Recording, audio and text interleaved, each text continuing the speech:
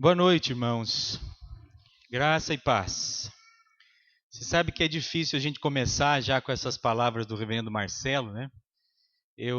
Quando sempre venho a essa igreja, eu prometo que eu não vou ficar emocionado, mas o Marcelo iniciou essa minha presença aqui dizendo das questões que Deus nos abençoou durante meu pastorado aqui, e é importante registrar que eu não estive sozinho nessa empreitada, né? Deus me deu a graça de trabalhar junto com os irmãos, de poder colaborar para a construção dessa igreja. Fui um dos que militaram nessa grande empreitada. Mas me emociona, né? Vir a esta igreja, falar aos irmãos, e eu fico muito feliz. Junto comigo está a minha esposa e os meus filhos. Talvez ainda alguns não conheçam, mas eu vou pedir para que eles fiquem em pé. Lá no canto direito, Cirlei, Laís e André. O André ainda não existia quando a igreja foi construída. É isso, né, Cirlei? Estava na sua barriga ainda, né? Mas a Laís já existia. Deus abençoe, vocês podem sentar. E também é uma satisfação poder ter essa família abençoada por Deus. Tudo que eu tenho, tudo que eu sou, primeiro Deus é o responsável. Segundo, Deus me deu uma família abençoada, uma esposa auxiliadora e filhos também extremamente abençoados. No aniversário da igreja, é bom falarmos sobre gratidão. E esta é a palavra que eu tenho para os irmãos nessa noite, sobre gratidão. Mas ao pensar sobre gratidão, nós também devemos pensar sobre ingratidão. É algo que está tranquilamente ligado ao outro. E para isso, irmãos, eu gostaria de convidá-los a abrirem as suas Bíblias lá em Lucas, no capítulo 17, versos de número 11 ao verso de número 19. Lucas 17,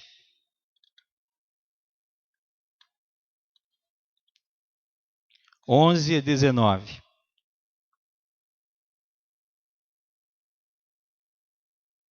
A palavra do Senhor diz assim: De caminho para Jerusalém, passava Jesus pelo meio da Samaria e da Galiléia. Ao entrar numa aldeia, saíram-lhe ao encontro 10 leprosos, que ficaram de longe e lhe gritaram, dizendo: Jesus, mestre, compadece-te de nós. Ao vê-los, disse-lhe Jesus: Ide e mostrai-vos aos sacerdotes. Aconteceu que, indo eles, foram purificados. Um dos 10, vendo que fora curado, voltou, dando glória a Deus em alta voz. E prostrou-se com o rosto em terra aos pés de Jesus, agradecendo-lhe, e este era samaritano. Então Jesus lhe perguntou: Não eram 10 que foram curados? Onde estão os 9? Não houve, porventura, quem voltasse para dar glória a Deus, senão este estrangeiro? E disse-lhe: Levanta-te e vai, a tua fé te salvou. Palavras do nosso bendito Deus. Abaixe a sua cabeça mais um instante e vamos orar. Pai, fala ao nosso coração nessa hora, ilumina a nossa mente, que possamos compreender e aplicar a tua palavra em nosso meio, em nossa vida, Pai. Oramos em nome de Jesus. Amém, Senhor. Eu intitulo esta palavra nessa noite da seguinte forma: Onde estão os 9? Onde estão os 9? E aí há uma pergunta inicial que eu gostaria de deixar à igreja. Como você dividiria as pessoas que habitam neste mundo? Ou como você poderia dividir as pessoas que habitam nesta cidade, São José dos Pinhais?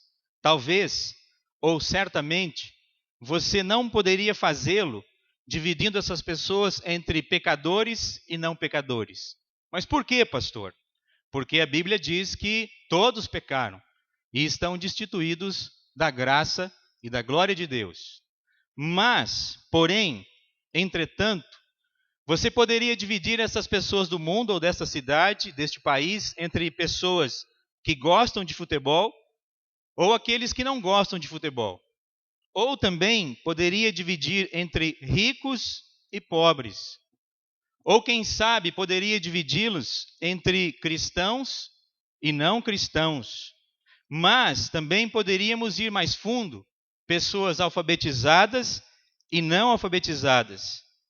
Mas, se nós pensássemos em dividir essas pessoas deste mundo ou desta cidade entre pessoas gratas e ingratas?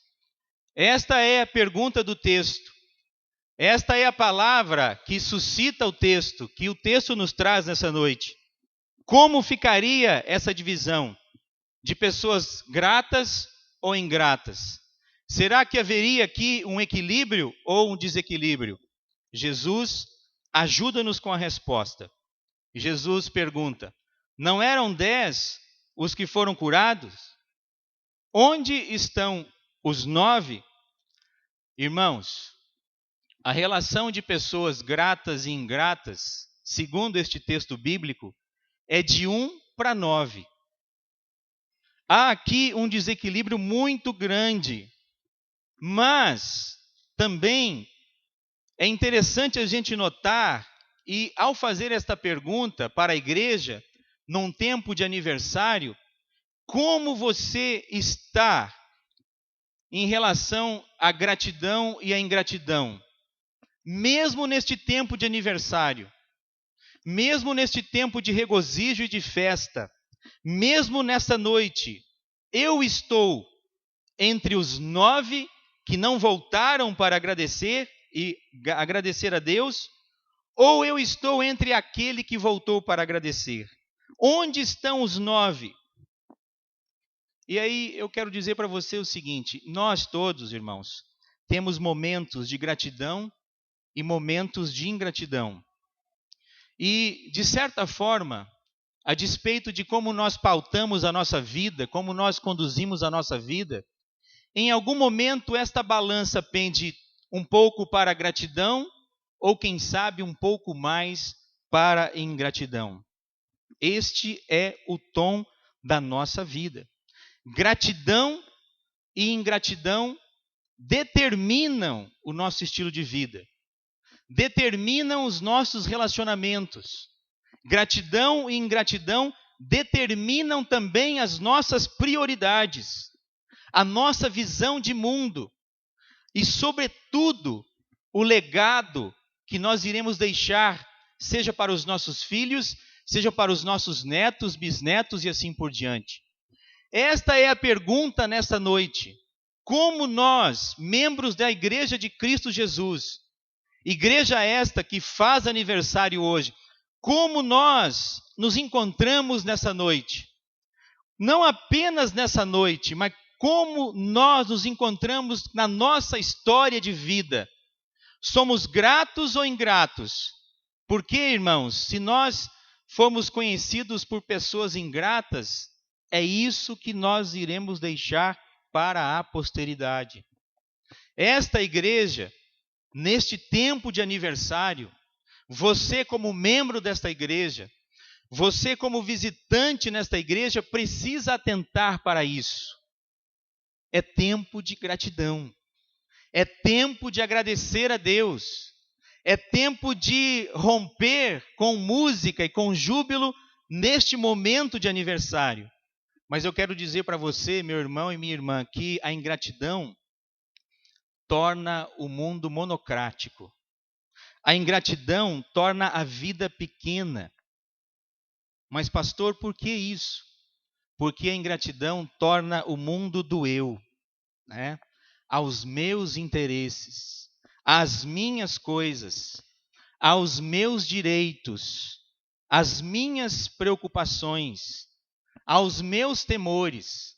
A ingratidão queima pontes, fecha portas, limita oportunidades.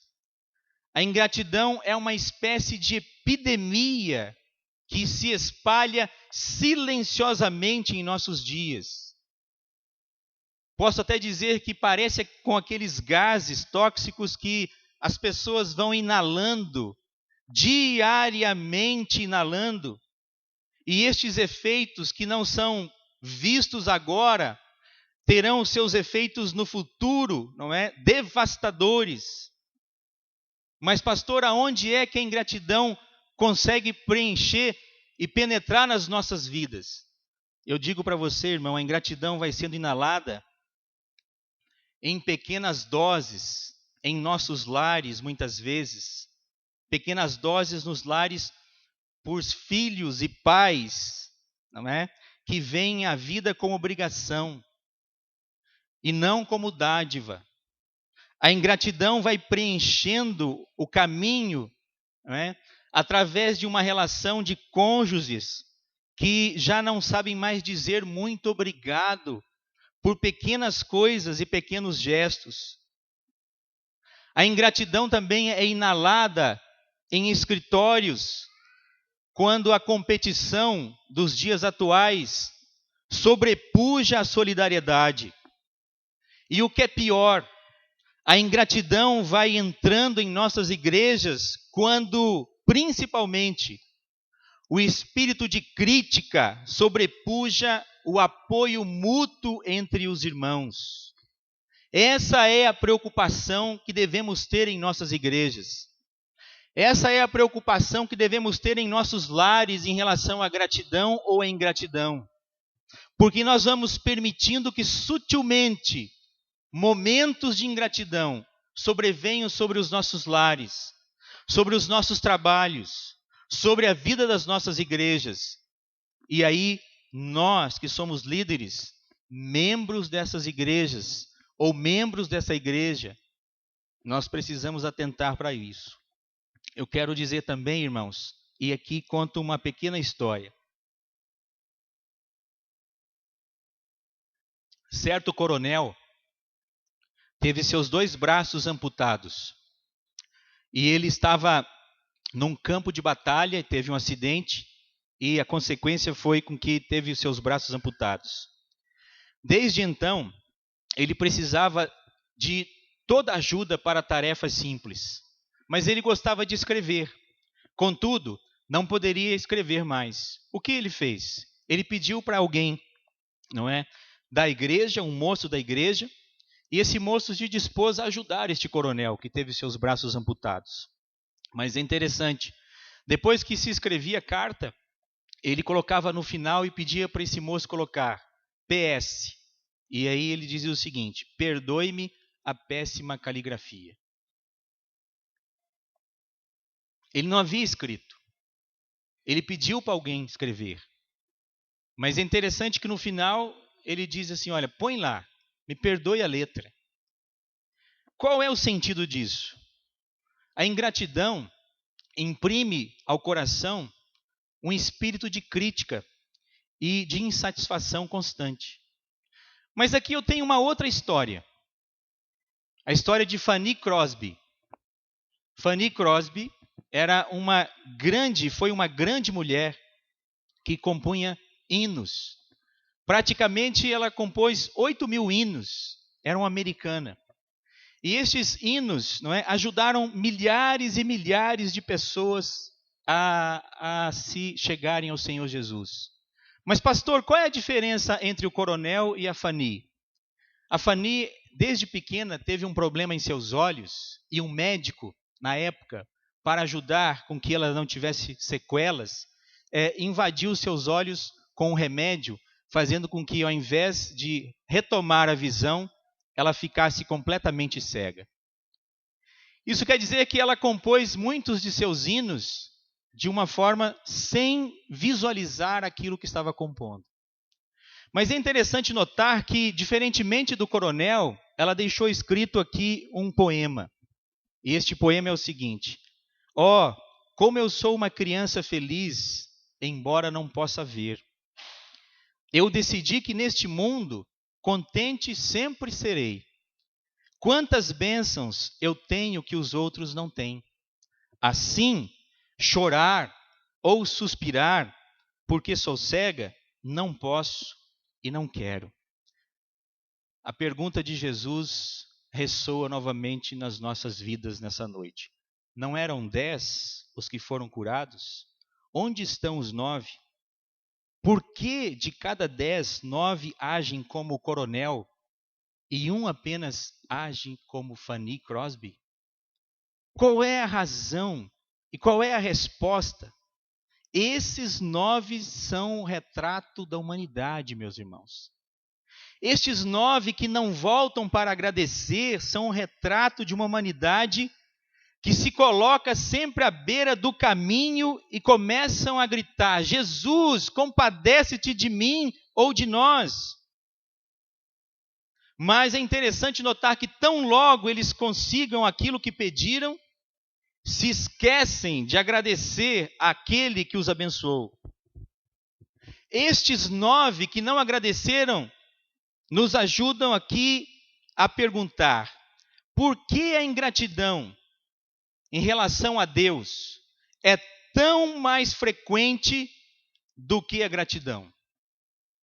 Por que nós, em muitos momentos da vida, não nos lembramos de agradecer a Deus em qualquer circunstância da nossa vida? E por que somos mais murmuradores? E aí eu tenho aqui algumas respostas. Primeira delas, algumas razões. Porque temos memória curta. Esquecemos com facilidade as bênçãos recebidas. Quantas vezes nessa semana você agradeceu por acordar, por ter uma casa, por ter um trabalho, ou quem sabe por não ter nada, mas principalmente por ter a sua salvação, que já é o grande resultado da obra de Deus na vida de cada um de nós. Muitas vezes porque temos memória curta. No Antigo Testamento, irmãos, a gente percebe que Deus sempre pede para o seu povo: lembrai-vos, lembrai-vos, sempre ressoa como palavra de Deus. É fácil esquecer das bênçãos recebidas por Deus. É fácil esquecer do favor imerecido, muitas vezes, que Deus nos concede. Talvez uma segunda razão seja a expectativa sem fundamento bíblico. Muitos se tornam ingratos porque foram feridos pela vida. E quando eu digo aqui feridos pela vida, eu estou dizendo de sofrimento. Quantos sofrimentos a família de Deus tem? Nós todos aqui temos histórias familiares de sermos invadidos por doenças difíceis, complicadas, momentos inóspitos, momentos de contrariedade da própria vida. Mas nós nos esquecemos. Quando nós achamos que não podemos ter problemas, nós não entendemos a palavra de Deus. A Bíblia nunca disse que nós não teríamos dificuldades. Esta é uma expectativa sem fundamento bíblico, meu irmão. Por quê, pastor? A própria palavra de Deus, que a criação geme sob o cativeiro do pecado. E quando nós olhamos para Jesus, nós percebemos que o próprio Filho de Deus sofreu demais por amor a cada um de nós. Eu lembro aqui de uma frase de Agostinho, Santo Agostinho, quando ele diz: Deus teve apenas um filho sem pecado, mas nenhum que não passasse pelo sofrimento. Às vezes a nossa ingratidão, a nossa murmuração, a nossa perspectiva sem agradecer a Deus é porque nós não temos um fundamento bíblico presente nas nossas caminhadas de fé. Nós precisamos entender que, embora acreditamos no Senhor Jesus, Ele nunca disse que a nossa vida seria fácil. Uma terceira consideração, porque talvez tenhamos pessoas ingratas no mundo, é porque as pessoas são ávidas em comparar uma com as outras. Esta é uma fonte de ingratidão, a comparação. A comparação um com o outro. E o que é interessante notar é que quando começamos a comparar nossa vida com os outros, duas coisas acontecem. Primeira delas, ou nos sentimos superiores, ou nos sentimos inferiores. E isso é muito ruim. Ou achamos que somos piores, ou achamos que somos melhores que os outros. Mas a tendência é que nos comparemos com aqueles que julgamos que foram mais abençoados. Eu sempre acabo incorrendo nesse erro. Puxa, mas aquele irmãozinho foi muito mais abençoado que eu. Ou aquela irmãzinha foi muito mais abençoada que eu. Talvez também uma quarta e última consideração a respeito do porquê que nós temos tantas pessoas ingratas seja o orgulho. Na origem da ingratidão está o orgulho. Dizemos, eu merecia muito mais. Ou posso dizer, isto é muito pouco para mim. Quem sabe se você já se pegou falando assim para Deus: Deus, eu mereço muito mais. Deus, isso é muito pouco para mim. Isto é orgulho. A ingratidão é filha da soberba.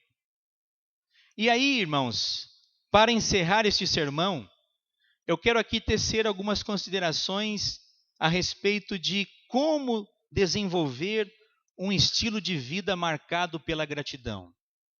Como as nossas igrejas, como a minha igreja, como eu, como pastor, devo ter ou posso ter um estilo de vida marcado pela gratidão? E aí, algumas respostas.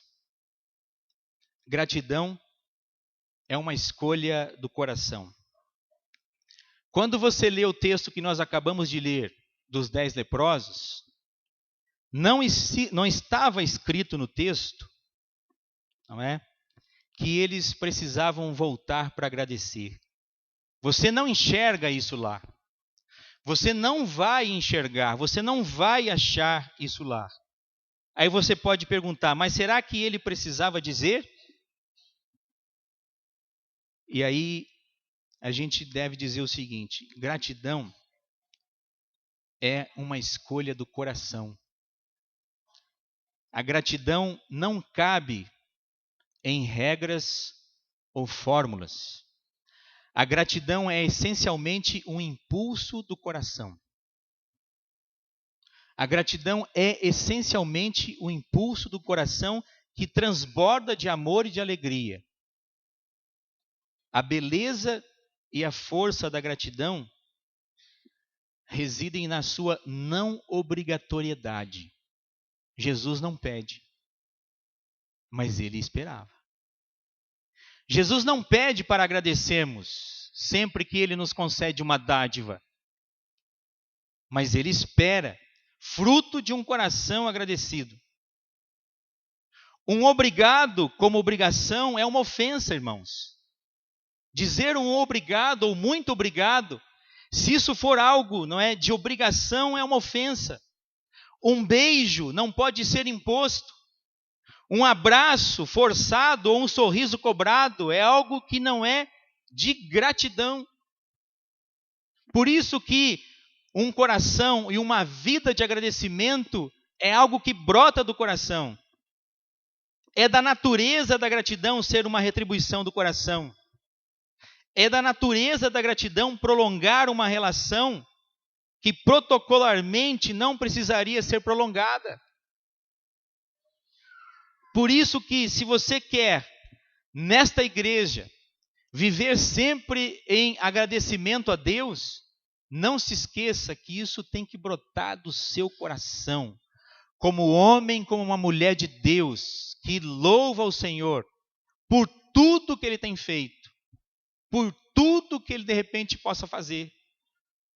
Não se esqueça disso jamais. Mas uma segunda consideração: gratidão é um caminho de comunhão. Os 9 leprosos tiveram uma avaliação funcional de Jesus. O que é uma avaliação funcional de Jesus? Ele funcionou na vida deles porque os curou. Os 9 leprosos encontraram Jesus, pediram: Jesus, tem misericórdia de nós. Jesus curou e eles foram embora sem agradecer. Essa é uma avaliação funcional.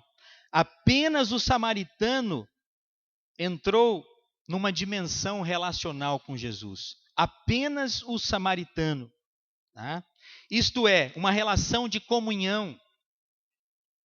Sem a gratidão, nossa relação com Deus é mecânica, é rotineira, é enfadonha, se torna muitas vezes chata. Com a gratidão, a nossa relação com Deus ela é pessoal, ela é íntima. E aí eu digo para você o seguinte: o Antigo Testamento oferece-nos uma imagem muito forte sobre a importância da gratidão. Havia o tabernáculo e havia o sacerdote que deveria ir por 2 vezes no dia entregar, não é, o incenso e queimar o incenso como agradecimento a Deus. Mas no Santo dos Santos ele entrava uma vez só por ano. Mas pastor, por que ele ia 2 vezes no altar do incensário? Porque ele ia para agradecer. Nós precisamos invadir o altar de Deus, no mínimo, 2 vezes por dia, para poder agradecer esse Deus. E isso é algo relacional. Isso é algo que causa comunhão. A lição aqui é clara: se queremos conhecer a presença de Deus, se queremos usufruir da santidade da sua presença, é preciso passar pelo menos 2 vezes pelo altar da gratidão. Mas uma terceira consideração: gratidão é fonte de paz. Pastor, mas por que é fonte de paz? Perceba uma coisa: os 9 estavam com a pele limpa. Os 9 leprosos estavam com a pele limpa após haverem sido curados. O samaritano, porque voltou para agradecer, tinha não apenas a pele limpa, mas também tinha o seu coração limpo. Essa é a grande diferença quando nós somos homens e mulheres de Deus, agradecidos a este Deus que nos cura, que nos salva. Essa é a grande diferença.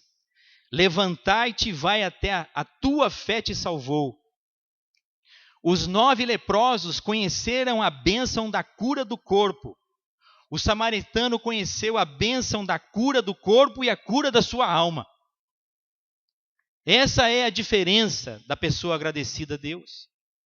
É por isso que as nossas igrejas, estejam em aniversário ou não, nós precisamos ser uma igreja de pessoas gratas por tudo o que Deus tem feito. É por isso que a gratidão é fonte de paz para a nossa vida.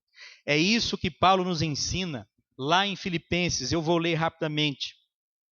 Não andeis ansiosos por coisa alguma, em tudo, porém, sejam conhecidas diante de Deus as vossas petições, pela oração, pela súplica, com ações de graça. E a paz de Deus, que excede todo entendimento, guardará o vosso coração e a vossa mente em Cristo Jesus. Irmãos, quando nós suplicamos por algo ou alguém em oração diante de Deus, devemos também agradecer por aquilo que Deus já fez nas nossas vidas e por tudo aquilo que Ele pode fazer. Uma quarta consideração: gratidão é a vontade de Deus para a nossa vida. Deus e muitos cristãos, propriamente dito, perguntam: se eu soubesse o que Deus quer da minha vida, e aí a gente tem a resposta: gratidão em todas as circunstâncias, em tudo dai graças, porque essa é a vontade de Deus em Cristo Jesus. Ele espera que todos nós cultivemos um espírito de gratidão em todas as circunstâncias. Uma quinta e última consideração: gratidão é a melhor expressão da presença do Espírito Santo entre nós. Esta é a palavra. Ninguém deve iludir-se julgando que é possível conciliar uma vida cheia do Espírito Santo com murmurações e queixas. Aonde tem murmuração e queixa, o Espírito Santo, não tenho dúvida, não está presente. Tá? A ingratidão é um dos pecados graves listados lá em 2 Timóteo 3, que diz assim: sabe, porém, isto, nos últimos dias sobrevirão tempos difíceis, pois os homens serão egoístas, avarentos, jactanciosos, arrogantes, blasfemadores, desobedientes aos pais. E ele termina dizendo: ingratos. A ingratidão é um pecado que sufoca a plenitude do Espírito. Ser cheio do Espírito é ser grato. Ser cheio do Espírito é saber apreciar com palavras positivas os favores que recebemos dos nossos irmãos. Sejamos uma igreja agradecida por tudo aquilo que os nossos irmãos têm feito por nós, por tudo aquilo que os pastores têm feito, têm se desdobrado a fazer. Sejamos uma igreja agradecida pelos 30 anos dessa igreja. Sejamos uma igreja agradecida por todos que passaram, por todos que irão passar por essa igreja, porque ser agradecido é ser cheio do Espírito Santo de Deus. Ser cheio do Espírito Santo de Deus é reconhecer as bênçãos de Deus a cada dia. A cada dia. Ser cheio do Espírito é ser gentil e amável com todos, em casa, no trabalho, aonde quer que você esteja. Essa é a palavra de Deus.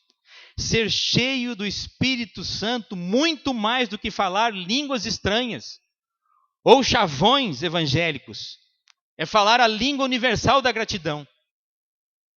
De nada nos adianta falar em línguas e não ser grato a Deus. Isso é importante. Sim, falar a língua universal da gratidão na fila do supermercado. Falar língua universal da gratidão no café da manhã em casa. Falar a língua da gratidão na escola dominical a cada manhã, esteja o tempo frio, chuvoso ou com sol. Falar a língua universal da gratidão no trânsito. Falar a língua universal da gratidão lá nos colaboradores, nos empregados, na igreja, em todos os momentos da vida. Esta é a resposta de pessoas gratas ao Senhor. E eu encerro aqui com mais uma história. Para encerrar, passei da conta hoje. Normalmente eu prego muito pouco, mas eu encerro dizendo o seguinte. Um casal presbiteriano procurou o pastor de uma igreja nos Estados Unidos e disse-lhe que gostariam de fazer uma oferta para a igreja em memória do filho que haviam perdido na guerra do Iraque. No dia do culto, o casal estava lá para agradecer a Deus pelo filho que tiveram, que haviam perdido na guerra, para homenageá-lo com um gesto de gratidão. Aquela atitude comoveu a igreja. E aí, um outro casal que estava no culto, não é? Quando voltava para casa, teve o seguinte diálogo. O marido disse para a esposa: gostaria de fazer uma oferta de gratidão em favor de nosso filho. E a esposa respondeu: mas nosso filho não está em nenhuma guerra. Aí o marido disse: por isso mesmo.